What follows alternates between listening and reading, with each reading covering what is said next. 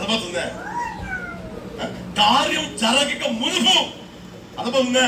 అది చేస్తా ప్రభా, ఇది చేస్తా ప్రభా, ఇది చేస్తా ప్రభా అంటారు. ఆ తర్వాత చూడండి, ప్రభా కొత్తగా మందిరం కడుతున్నారు కదయ్యా, దానికి అయ్యా ఇది చేస్తే ఇంత ఇస్తానయ్యా, ఇంత చేస్తానయ్యా అనేవాళ్ళు ఉంటారు.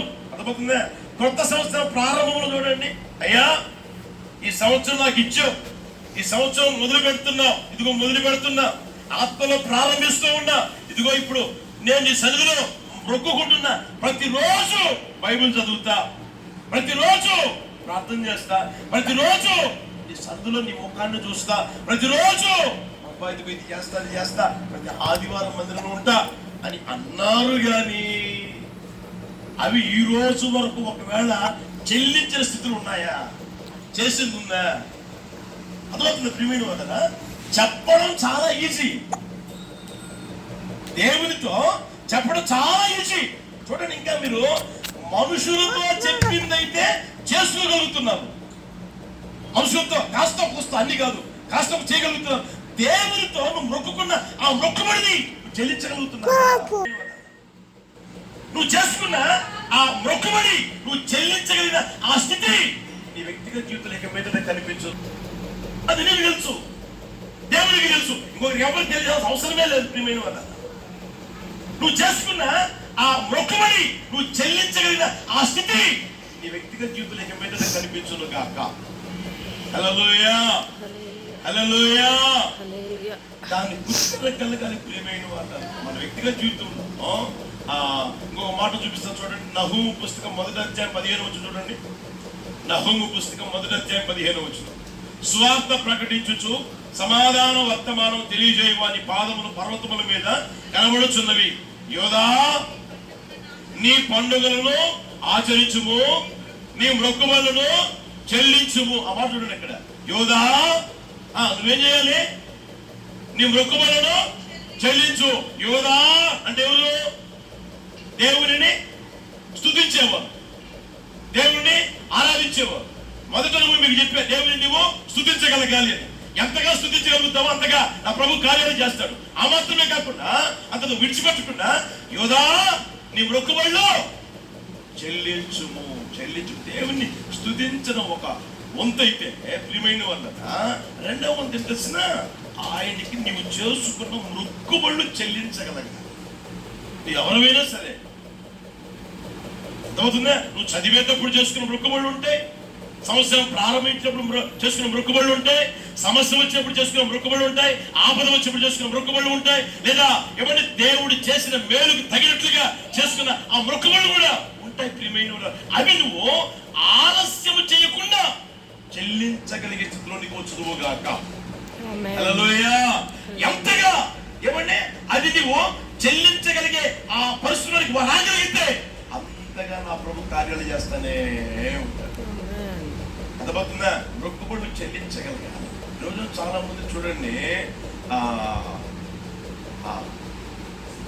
నేను వస్తా ఉంటే ఆ మాట ప్రభు గుర్తు చేసి ద్వితీయోపదేశ కాండం తీయండి, 32వ అధ్యాయం తీయండి.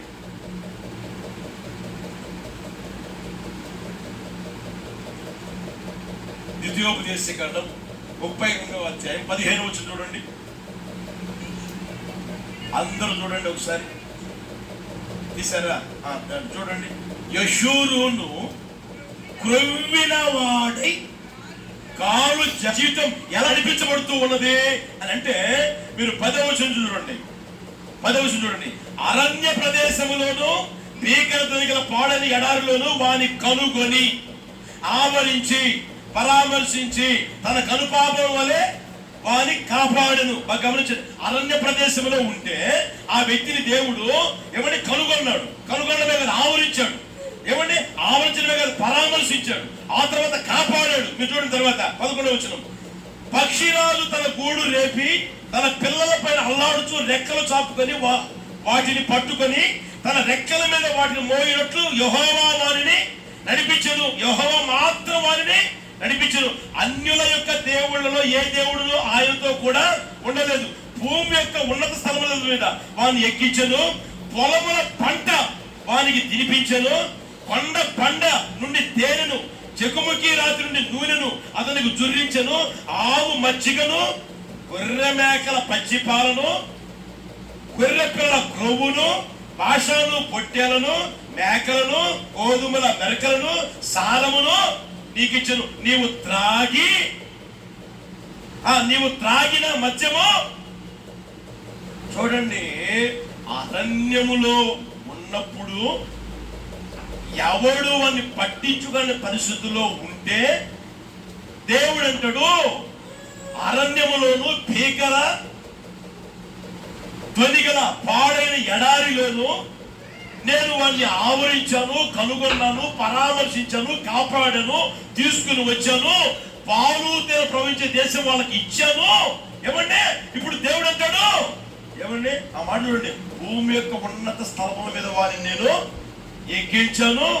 ఏమంటే గొర్రెల్ని ఇచ్చా, మేకల్ని ఇచ్చా, వాటి పాలనిచ్చా, పచ్చి పాలు తాగారు, ఆ తర్వాత తేనె తిన్నారు, ఆ తర్వాత ఏమంటే భాషను, పొట్టేలను, మేకలను, ఇవన్నీ దేవుడు ఇస్తే ఆ వ్యక్తి శుభ్రంగా తిని తిని తిని తిని తిని తిని తాగి తాగి తాగి అతను ఏమయ్యాడంట?